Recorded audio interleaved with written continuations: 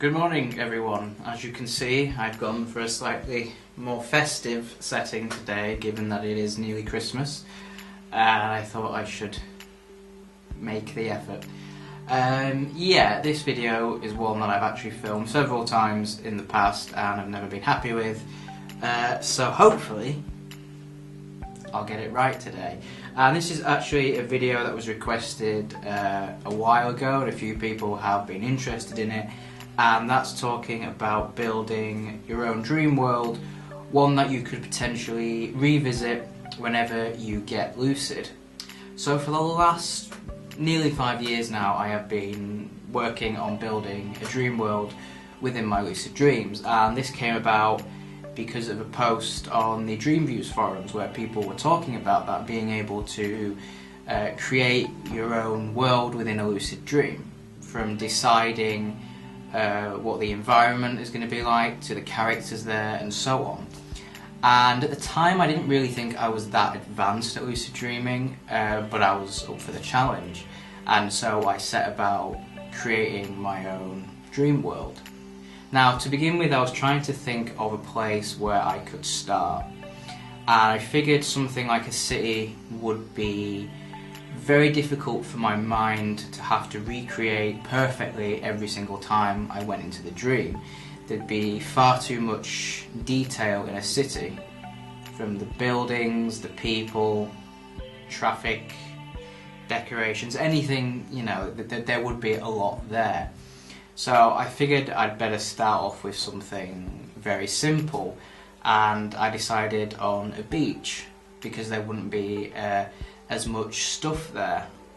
And as I said, at the time I was still, you know, I've been lucid dreaming for a couple of years, but I didn't really feel my level of control or my ability to spawn things was particularly good at that point. So settling on a beach seemed like a pretty good idea. At the same time, I didn't really want to put a lot of conscious effort into things. I kind of wanted to let it form of its own accord, because that way I could explore it, and I'd probably find things that I wouldn't consciously choose to put there. So that way it was more exciting for me as well. So I was thinking about it for a while, and obviously because I draw, you know, I kind of drew a little bit of what I expected it to look like. Again, I didn't put in a lot of effort, because I also didn't want to be disappointed if it didn't end up looking exactly how I imagined it. As well as that, I realised that I would probably have to find a way of getting to this place, because I typically do dream-initiated lucid dreaming. You know, I would already be in a dream, already be in a dream setting, and therefore I would have to go there. And trying to change the environment whilst you're in it is often quite difficult. So I decided the best way to go about this is, once I realise that I'm dreaming, is to go through a door and tell myself that on the other side of that door will be this beach.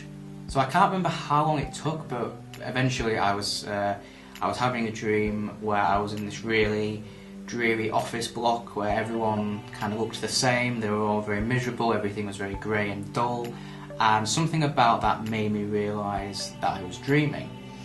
And I remembered my intention to get to this beach, and I remembered that I need to go through a door in order to get there. However, every time I went through a door, I just ended up in another room. So I was kind of a bit annoyed at that, and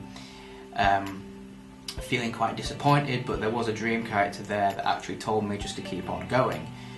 So I kept trying, and I just kept reminding myself that this was going to be on the other side of the door. I had to believe it. I had to believe, because obviously, as you probably well know, with lucid dreams, you know, a lot of it goes off beliefs and expectations. If you don't believe it's going to be there, then, you know, chances are it won't be. So I had to really believe that and feel that.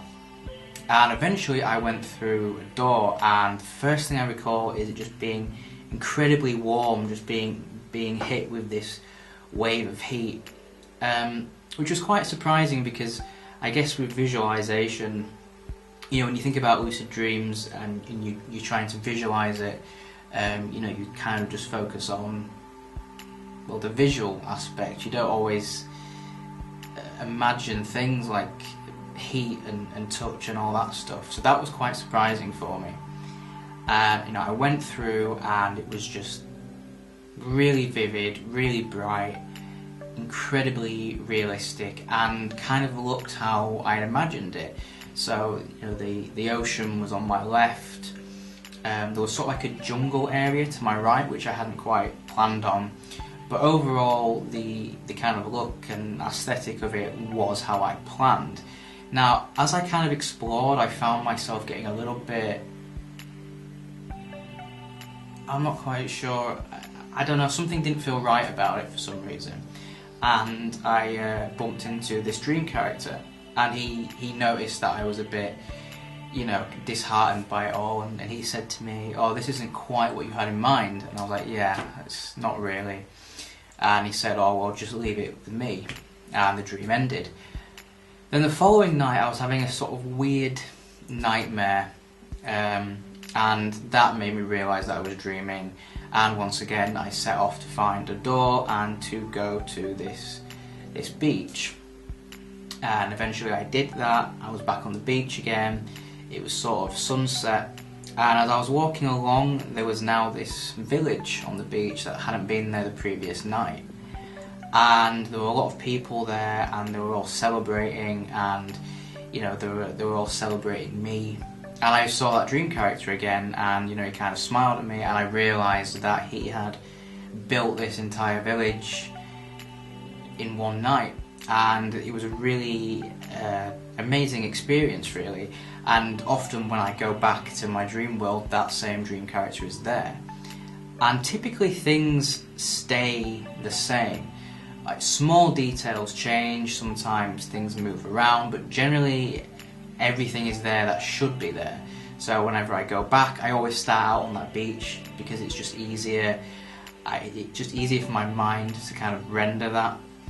And the village will always be there.